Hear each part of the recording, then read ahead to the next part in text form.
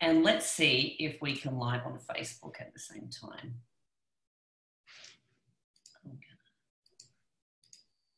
Okay. Let's see if technology is all up and running today. Alrighty, I'm going to pin you straight away, Chris. Welcome to, can everyone see Chris in the main part? Because some days when I've been pinning, everyone's like, it's still you. Can everyone see Chris in the main view? Yay, amazing.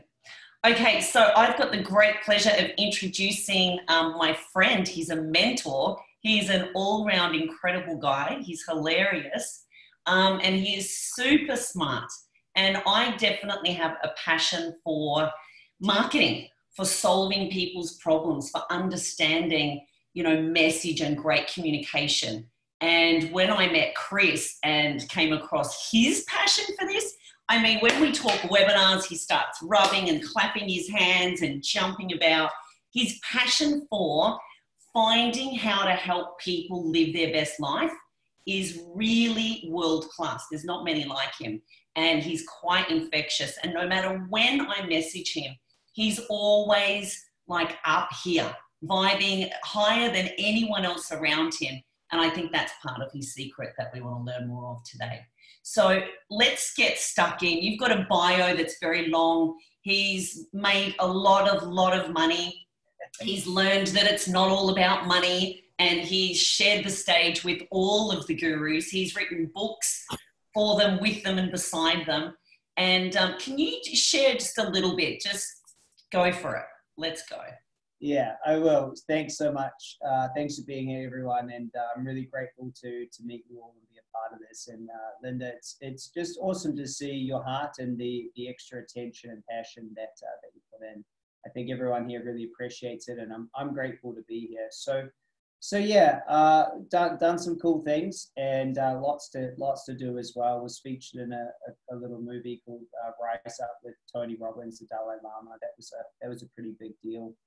Done tens of millions of dollars in business revenue, but I think the most important thing is I get to live a life I love, and that's really cool. I've impacted about 140,000 people in live events, which is just really exciting. And it's exciting to be here, Linda. This is my 17th year in business, and we've never seen a more exciting time than right now. And I want everyone to hear that right now is the most exciting time. If you're an online entrepreneur, who can feel that, by the way? Give me a yes if you can. Like, seriously, who can really feel that? Because this is the most exciting time that I have seen for a very long time if you have an online business. We've got, just to shed some light on this, I mentor around about 160, 170 business owners at the moment in e-commerce and digital marketing and things like that. And across the board online, we're seeing 10 or 20% improvement in cost of acquisition, acquiring a new customer, decreasing, but then increasing net profit with online marketing. It's I never seen it before, Linda. I never seen anything where everything is being redirected to online in such a force that it's literally, I said to my wife today, I said, I need to take some time out today because holy crap, it has been so busy. We've never ever been busier. Like, just to, kind of just share about that. We did a webinar on Sunday. We had over 6 figures in sales. We did a session last Friday. We did 250,000 on that. And I'm sitting there looking at this going, wow, what an opportunity to be able to reach more people. People are sitting at home. They want to learn. They want to understand. And so, yeah, I'm excited to be here with you. I'm excited to be talking. I think most people on here are business owners. So they like to hear and to talk about money and to talk about freedom and talk about, marketing and those sort of things. So anyway, I guess my big thing I want to say is, look, we're in a brand new reality. And this new reality, if you choose it to be, can be really, really, really exciting. People need to understand how to get, their vitamins, minerals, look after their family without leaving their house. People need new opportunities. I'm from New Zealand. Do we have any other Kiwis on the call? Have any other Kiwis? Kia ora to all my Kiwis. It's super exciting in New Zealand. So my mum owns an electrical bike store in Wellington. Yeah, I live in the Gold Coast, live in paradise, but I'm, oh, you're the other way around, Rebecca. You went the other way. Fair enough. Well, here's what's really interesting, Linda, and I just wanted to share this before we begin because I talked to my mum last week. So mum owns this electric bike store, and anyway, she had to close down, right? So New Zealand's in complete lockdown. Now, all of her staff, I want everyone to hear this if you're thinking about the opportunity, all her staff had to go home. But my mum received a $45,000 check from the government to pay 80% of their wages while they're sitting at home. And these are bike mechanics, right? These are bike mechanics. These are not people that are thinking about the internet or anything else. And so just think about this opportunity. I want you to feel this. So my mum has, I think, 6 employees or something, right? They are sitting at home with a guaranteed 80% of their wage for the next 2 months. And they got their wage guaranteed. You know those old objections that we used to have? Like, oh, I don't have enough time. Or I don't have enough this. Or I don't have, I've got all these other things going on. Well, right now, that excuse is not there. Does that make sense? It's not there. They're literally getting supported. And anyway, we just, after talking to my mum, I turned a whole heap of marketing on to New Zealand because I'm going, holy crap, what an opportunity. All these people are finally just sitting there going, what am I going to do with my time? And what's so interesting is mum and her friends are all saying, well, let's just get our tax done earlier. So they're all just getting their tax. They literally have nothing to do. So they have that time to look at a new opportunity or look at your product or look at these things. I've talked to 5 gym owners recently who are making more sales than they ever did when they had their physical gym because now everyone's buying online. They're sitting at home bored going, well, I better look after myself. So, there's this trendy word at the moment, pivot. And I don't think that you have to if you've already got something that's online and ready to go. So yeah, Linda, that's kind of my story, I guess. I'm really passionate about business. Our current digital marketing company is doing really well. We're hoping to reach the 8-figure mark this year.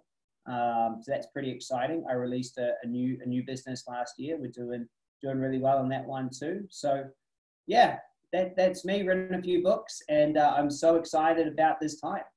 So yeah, you that's epic. We've got lots of real nurturers on the line here, real love bugs. And one of the things that's come up in, this unprecedented focus and screen time and attention that we can now grab from people is it okay to make money when others are suffering? Is it okay to be building our business, right? Now, I've worked hard to come up with my answers over the years, so I actually feel like I'm really ready right now. But there's a lot of people on here. I'd love your thoughts on that because I know you've done an extreme amount of spiritual work to have the mindset around money that's super healthy and contagious. So I'd love, if we could grab some of your awesome mindset around money and abundance and worth. I'd love if we could just crack that open a bit and start there. Great topic. How many of you want me to dive into that topic? Yeah, give me a yes if that's a good thing. Where is everybody? Is everyone here? You guys want to talk about money? It's one of my favorite topics to talk about, to be honest with you. So let me ask everyone a big question. What is money? What is money? And I'd love some engagement with this if you're here on live. What is money? What is it? Actually, what is it? Because it makes the world go around, maybe. What is it? And, I'm not going to disagree with anyone, but I know that there's a truthful answer. So what is money? What is money? Energy? What is money? What is it? What is it actually? Money is self-worth, okay? Okay. What is money? Think about it for a second. What is money? See, here's what money is. Most people say money's energy or money's value or, money's worth or an avenue to freedom and choice, a means to live. It's a trade. I want everyone to hear this, write this down. Money is a measurement.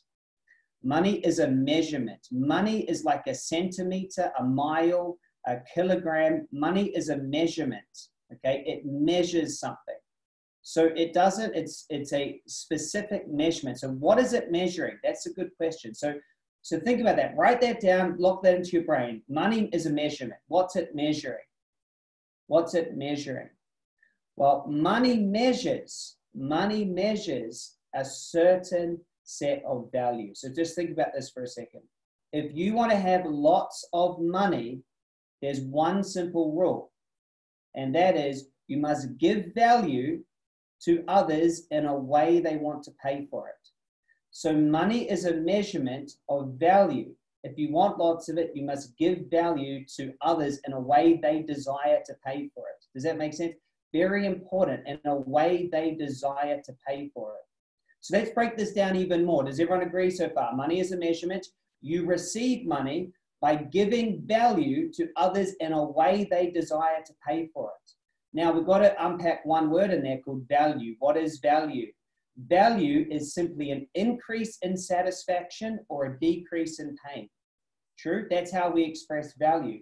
Everyone has more satisfaction and decrease of pain for certain things. My wife thinks I'm crazy. I bought a $380 tennis racket yesterday, right? I value that. Some of you go, I would never spend that on that. I know women on here go, oh yeah, I'll buy shoes for this much. Guys go, are you kidding me? I'm going to wear the same shoes forever. So value is always in the person, okay? But value is either an increase in satisfaction or a decrease in pain, right? Some people say you've got to try to solve problems. Well, Disneyland didn't solve a problem. It created a place to get more satisfaction. So just unpack this for a second. If you want lots of money, you need to give lots of value in a way that other people want to pay for it, meaning you need to increase their satisfaction or decrease their pain. Now, if everyone's with me, type in a number 1 if you're happy with the premise so far. Just if you're happy with what's been said so far, this is on recording. And maybe you've never heard it said this way before. So what is money then? It's a measurement. You get it by giving value in a way that others want to pay for it. And then what does it give you? It gives you ready for it? It's a unit of choice. It's a unit of choice. That's all it is. It's a unit of choice. You get to choose where you go exchange it for some value. So you get these units of choice and you get to go decrease pain or increase satisfaction, okay? Because it's measured how much of this choice that you have. Does this make sense? So here's the big thing I want you to get. Money is not personal. It doesn't care if you're good or bad, feeling abundant, feeling scarce. I hear some people that I think are completely wrong, and this is my opinion. They say, Chris, you have to feel abundant. You need to download some abundant codes to have money. And you need to have all these feelings. And I disagree with that. And here's why. And I don't know, I'm allowed to have a different opinion than them. They could be right. I'm just going to share mine. I don't believe in that because here's what I know. I've met people with lots of money who feel really scarce and are grumpy. I've met others with lots of money who are really abundant. I've met people with lots of money who are fat, lots of money who are healthy, lots of money who are single, lots of money who are in great relationships. I've seen every type of person have lots of money and no money. Does that make sense? I've seen some of the most abundant people. They're so abundant. They don't know how to hang on to money. I've seen the most spiritual person ever. They've done so much work on themselves, but they can't get money because money's not personal. It doesn't matter how much of a good person you are or a bad person you are or how you feel. Money is a structural system. It's not personal. So I really wanted to start that off, Linda, because I think a lot of us put our personality with money, but money's not, that's like saying I need to put my personality with a kilometer, right? Or a mile or a centimeter. It's measuring something. It's got nothing to do with you. So a lot of times we're going to take ourselves and put ourselves in a structure that's just unneeded. Does this make sense, everyone? It's unneeded. You don't need to be in it. If you want to have lots of money, you need to go out there and give tons of value in a way they want to pay for it, which is to increase satisfaction or decrease pain. And so to me, I love the question. And if you truly are understanding what money is, now everyone on here who might have had this question before, that question is null and void. Because it's a great one. It's one we a lot of us have. But if making money is done by increasing satisfaction or decreasing pain in a way they want to pay for it, then of course you're going to get out there and go for it, you know? If money's this bad thing where you have to take and you have to, you know, convince and you're going to get more than you give and you're in this other situation, well then that question could truly be in your mind. Does that make sense? So one thing that's really important about this, by the way, can I just ask, is this good? Are you guys getting this? Is this good stuff? Yeah? Sweet. Sweet. Because I've got so much to share on this topic. So here's the key. Money is a measurement. It's a unit of choice. So it measures how much choice you have. If you want to receive it, you're going to add value in a way that someone else wants to pay for it. You're going to increase satisfaction or decrease pain for them. Okay? It is not personal. It doesn't care if you're good, bad, spiritual, doesn't care what race, religion, doesn't care if you work hard, doesn't care if you work hard or not. It just cares that you give value. That's all it is. It makes sure that there is value given in a way they want to pay for it. And so a lot of us, if you grew up working class like me, did anyone else grow up working class? I grew up working class, right? I worked for my money, and I had to make the shift into having money work for me, you see, and have money build systems and build things. I had to make that shift, because if I stayed in working class, then I was the slave to the money rather than the money working for me. So it was a big shift. And so it's really important to get that money is given to people the more that you give, the more value you give in a way they want to pay for it, the more will be given back to you. You want to make more money, you start giving more value in a way they want to pay for it. I need to make sure that's there, guys, because you can go give a lot of value and there's nothing wrong with that. You can go give a lot. But if you don't do it in a way that someone wants to pay, you're simply not following the function of money making. Fair enough? And then you are constricting what everyone gets to do. One thing that people always say, but Chris, I don't always have to get paid for everything. And that's true. That's true. But by getting paid, you actually then get to pass it on, and you get to make the world bigger, not smaller. See, if you don't get paid, if you just go do it, then you haven't got anything to then pass on to someone else. And we're back to some sort of weird barter system. The world is bigger. It's more abundant. The more that you get paid, the more that you put it back into the system, the more you get to give, to re-give, to give, to re-give, to give, to re-give, and you turn into this amazing cycle. So, my prayer right now is every single one of you get out there, you get it out there, and you give in a way that people want to pay for it. You see? And you say, I'm going to make your life better through this thing, and you own it. If there's any aspect of you that doesn't believe in money making or in business, it's actually not your fault. Okay, it really isn't. Number one, if you grew up working class like me, it's very likely that money was like God in your household. Right? It fed you, it clothed you, it let you go on a holiday or not. It did so much to you. It was like in some instances, just let me know, some instances we have a relationship with money like our family, because it was there always to either give or to take or to be with us. So we have a really interesting relationship with it. And so we get into this place where it either gave to us, we felt jealous if others had it maybe. And so we have a very, very weird relationship with this thing that's just a measurement. But what I want you to understand is if your family only had an orientation of being working class, it wasn't their fault. They just didn't get this information.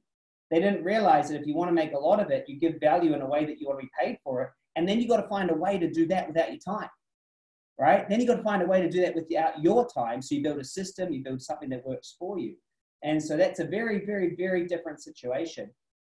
And so what's happened is not many people are willing to understand and look at money this way, and they fall themselves victim. And so the general consensus is those that make lots of money have had to exploit or do something bad, you see? And so we're all in this weird idea of that. And you see this. How many times have you watched a movie and the business owner that makes lots of money is the good guy, the hero? Right? Like the business owner is always the bad guy. He's got lots of money. He's ripped this off. He's had to go in, he's had to go and, or they've done bad things and they've had to be shady and all these things. Like the movies literally tell us that people that make lots of money have had to do bad stuff, rip it off, and then the others are good. Over here, it's good, and it's much better if you're like this, which is really interesting to me. I think in the general media and the general movies, the business person doesn't get the fair exchange. Like when do they have a movie about someone who risked it all, pushed themselves so hard, and employed 50,000 people, right? When is that movie coming out? Because all of these people get to sit back and get a great job, right? But instead, we have the movies when the business goes out of business and everyone loses it. Like, it's the opposite. Who's here seen this stuff? It's like the business owner, the warrior that's creating something that's actually serving so many people. Because think about this, guys. I am so passionate about conscious capitalism, conscious business owners. If you're a conscious business owner, you build a business that solves and gives value to people. Does that make sense? The only way it has money, it increases satisfaction or decreases pain. So then you get that, okay? And then you think, you know what?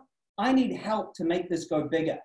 I'm going to find people who haven't had to risk anything. I'm going to give them an amazing place to work. And they come in and work at this amazing place, and now they're doing it. And then you think, you know what? We're going to now rent a space, and we're going to pay money to someone who owns property. And now the world's getting bigger. And then we're going to do it in a good way. And then we're going to do this.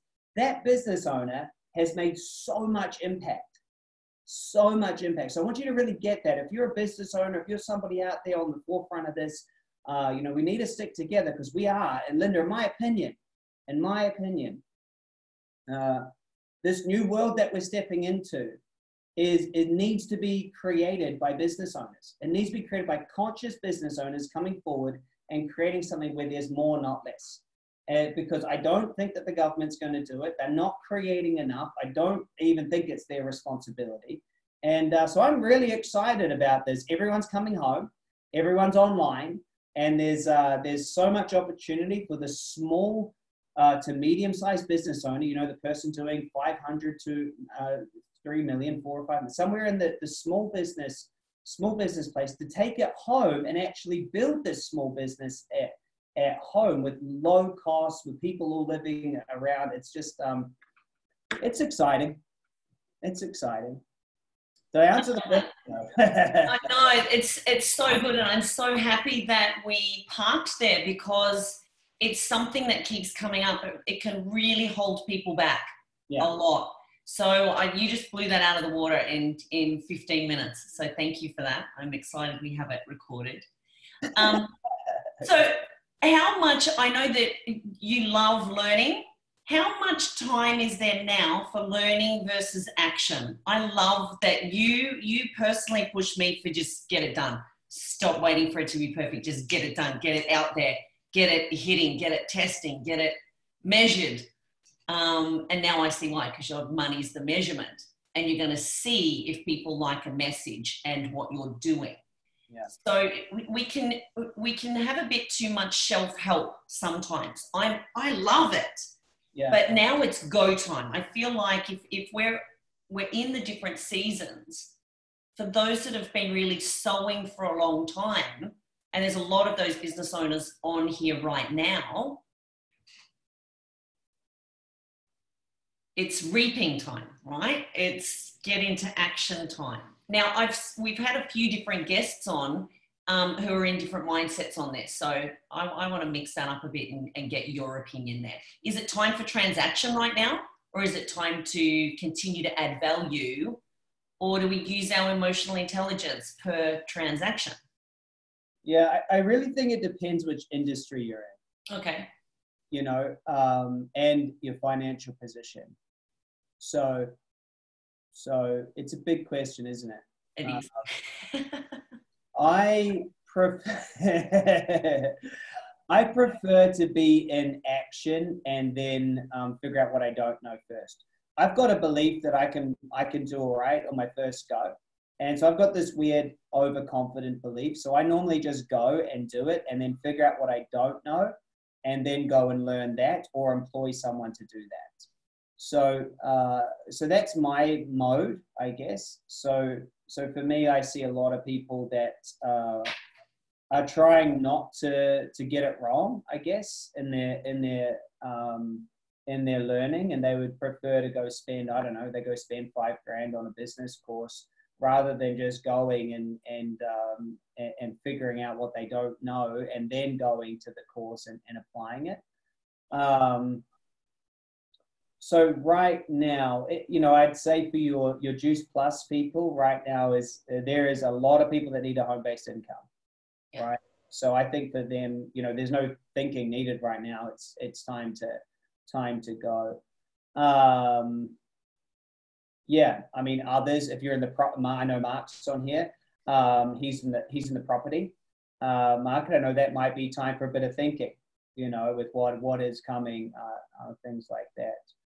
So one thing that I would prefer people to do is be in too much reaction. Right? Can you explain that more? I get that. That's perfect. If we can. Yeah. So, yeah. It's easy to go, look at this crisis and then act. Does that make sense? And then when the crisis isn't there, where was the motivation to act? Where does it go? All right. I see this is a lot for people in weight loss, right? Like, no, like I can't fit my pants, or, I feel, and they go and act. And so as soon as it shrinks a little bit, they feel a little bit better. Well, the motivation is gone, you see, because it was only based on this real extreme circumstance. So I don't really love, so I guess the real answer I want to say is you should already be doing this, like, okay, cool, this thing happens and, you should be aware of it. But I really want to talk about something called event-based planning, which I think is going to help a lot of people understand how to create plans. Can I just check in with everyone who's enjoying today? Is this good? You guys getting it? Getting stuff out of this? Yeah, cool. Yes. So I wanted to ask, how many of you feel a little bit uncertain about how to move forward in your business planning, or like in planning it all? Like, who's like, oh yeah, I feel a little bit like, how do I plan right now? Okay, cool. Because I really want to help that, because I don't want people to be in reaction. So what's interesting is when something like this happens, we all have a bias, okay? So I don't know about your bias, Linda, but my bias is whatever, I'm going to win no matter what, right? Like my bias is I'm like overly optimistic always. And in 2008, that really hurt me. In 2008, I went, whatever, I had a bar and a restaurant. I was like, recession, whatever. And yeah, no, there was a recession and it was really bad and I had to close the business. And so this time around, I know that there's going to be some challenges. And so I don't want to be reactive, okay? So I want to share with you guys event-based planning. And I'd love you to be doing 2-week events. Now, here's what I mean by an event, okay? We can't control or understand or know what's about to happen, okay? So some of us have a different bias. We go, oh my God, look at this. How much money have I got in the bank? I'm going to pull it out. I'm going to stuff it under my mattress, Oh my God, there's a conspiracy. I should go buy some gold, right? Like this guy, I better go find another job. So we all have a different bias, a way that we react. And none of it's true. Here's why I know none of it's true. None of us know what's about to happen. Right? Some of us can go, hey, I think like this is rubbish. It's crap. Bill Gates is trying to push vaccines on us or whatever. We don't really know. Like we're not there. So event-based planning. Here's what we do know is that in 2 weeks, there'll be a Tuesday. Right? So what we're going to do is we're going to call that our event. And so that creates certainty. Okay. This is how I plan my whole business. And I'm talking about this from a close to $10 million business, tons of employees, lots of stuff going on. We know that there's going to be a Tuesday in 2 weeks. Now we know on that Tuesday that the results that you've generated between now and then can be in one of few places. Where could they be, guys? They could be, number one, they could be better than expected, okay? Your results could be better than expected. Number two, results could be as expected. Number three, your results could be worse than expected. Or number four, they could be really, really, really bad. True? And those are all four things, right? Like the bottom one, the economy can shut down, the banks, whatever your worst is, okay?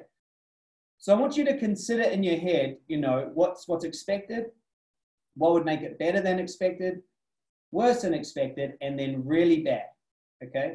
And all I want you to do right now is just think about that, okay? In 2 weeks, there's these 4 options. I'm only talking about a 2-week lens. So it's not a big lens. You can do this over a month if you've got a bigger business. So what we do is, instead of worrying about what's going to happen, we say, okay, in 2 weeks, there'll be one of these 4 things will happen. If it's better than expected, this will be my plan of action. If it's as expected, this will be my plan. If it's bad, this will be my plan. And if it's terrible, this is my plan. And you have 4 plans, okay? Does this make sense? Then all you do is you play for the win for 2 weeks and you ignore everything that's happening on social media. You just play for your win, you forget about it because you know in 2 weeks you've got a stop loss. You've got an event-based milestone that you're going to check in, okay? So my whole team, we just had this yesterday, we just said our next 2 weeks. And yesterday I said, guys, guess what? We're above expected. We are in a complete green light right now. So same plan for the next 2 weeks. Everyone went, yes. And they all know if this is the revenue, then this is how much we're going to have to drop wages. If this is the revenue, then we're going to cut it. And this is what's expected. So they know. So none of my team is sitting there going, you know, what's going to happen? You know, like, will I have a job in a month? No, they know. We know we're playing to win. We know the 4 options. And when they arrive, we'll let everyone know. And then we'll make the next thing. Who likes this, by the way? No worrying. There's no worrying in between. You've got your plans. They're sitting there with an event that you can guarantee, which is Tuesday from two weeks from now. Okay? You know that day is going to happen. You don't know what's going to happen in between this, right? Let's say you're in between that, you've got a $5,000 marketing budget as an example. So you know that that's your risk. You know, maybe you have some staff wages on top of that. So you know in total, you know, you've got 40 grand on the line in the next 2 weeks, right? Okay, cool. So I know that, I know I can cover that. I know that I'm all good, or whatever it is in your situation. Maybe you're like, I'm a Juice Plus business, Chris. I have like $100 a day marketing business, or I don't have a marketing budget and I'm a solopreneur. I don't know what your thing is. I think that will be a majority for a lot of you.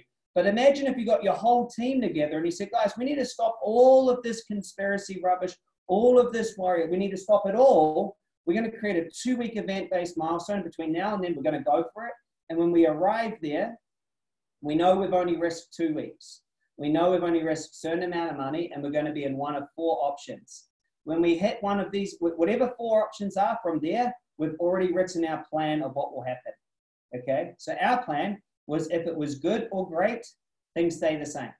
If it's bad, then we're going to do a 10% wage cut. If it's really bad, 20% wage cut. And that's what it was for yesterday, and everything stayed good. Does that make sense? So we're still everything the same. No worries, stay the same. You see? And then we're basically set the exact same parameters for the next 2 weeks. Everyone on my organization knows exactly what's happening. Everyone feels good. But maybe that's what you need to tell your husband or your wife. Hey, I'm going to go all in on this. If it works, we'll continue. If it looks like this, well, then I'm going to go to Kohl's and get a part-time thing, or I'm going to go here, I'm going to do this, or we're going to pull the money out of that, or we're going to sell our car. But that allows you to understand and feel good, and then you play for what it is that you want. You play for what it is you want, but your brain knows all the other options. And just give me a number 1 if this is the first time you've heard about event-based planning, because this is the one single way you need to plan through a crisis. This is the one single way you need to plan. You can plan like this way in your family. We don't know when we're going to go back to school. If the kids are still at home, this is what we'll do. If they're allowed to go back to school, if it's this, this is our plan.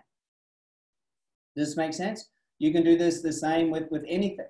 The same with anything. And this is done in crisis situations where there are too many variables, more than 2 variables, and you can drive yourself crazy trying to think up all the variables over those 2 weeks. You see, and 2 weeks is a nice lens. It's a nice focus point, because really you can play to win in that, and you can't do a whole heap of damage. If things really go bad, you can stay focused on trying to win for 2 weeks, right? For 2 weeks, you can stay focused on just going for the win, but also not get into this weird situation where it's been 6 months and you got nowhere. Does that make sense, Linda? Where, you know, you really ended up causing a problem when it's like, I'm going to go win, but I'm going to know my next option there. And you know, I think this is, it's a really good, I like the word orientation to uncertainty. It's a really good way to orientate. I love it. James loves this too. It's definitely, yeah, he's over on the couch. I miss you. Do you know what? We were watching Q&A last night and they were talking about modeling. And it just was swirling around of release the modeling and do this and do that. And what you've just given is it's a container. It's a lens of 2 weeks. Let's shoot to win. And then as expected, it's really brilliant. And as you say, it can apply on so many different things, especially in a time of uncertainty. Planning in abundance time might be quite different. But I think that's incredibly useful. So with the last bit of time that we have, what do you think the number one mistake most businesses make that they need to stop doing, and what do they need to start doing?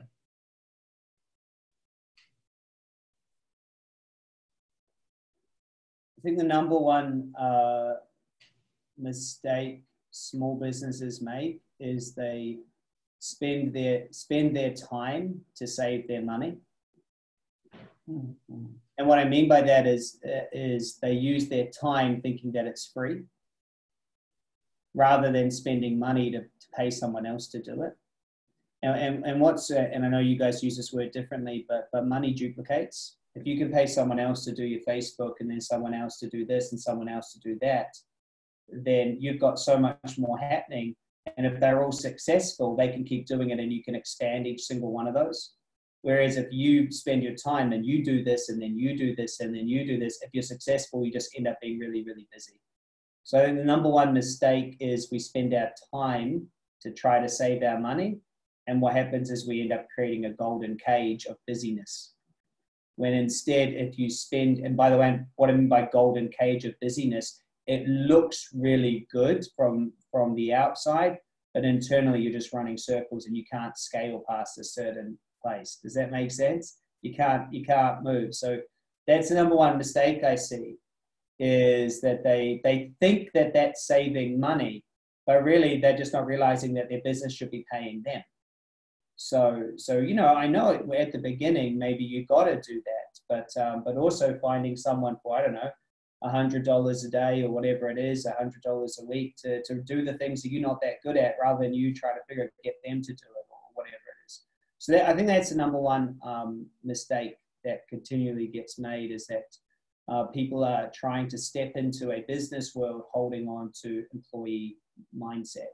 Employee mindset is, I'll do it, I've got to do it, I've got to learn it, I've got to do it. And that mindset can really stop them. Some of my highest performing businesses are ones I'm completely hands off. I don't even own the biggest percentage. I just oversee it. I do an hour a month and make really great money, and it makes a good impact, but others are running it. Okay. So I think that's the biggest mistake, is making that shift.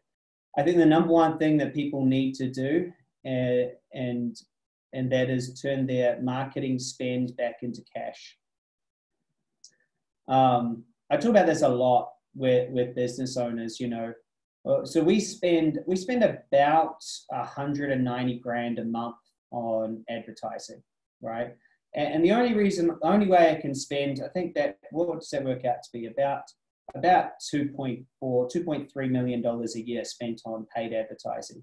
The only way we're able to spend that, Linda, is because each dollar very quickly turns back in within 3 days, turns back into actual profit, revenue coming back in the door. So we're very big on liquidity. Every dollar I put into marketing comes back out. So what I see is the number one thing that business owners need to do is that they're spending their time and their money in their marketing, and they don't see the money back for months. And this loss just gets bigger and bigger and bigger where they've put in so much and the money hasn't come back yet. And that cash crisis causes a huge problem. So, you know, right now our marketing is so on point, and is that every single dollar we put in, we've got money coming out.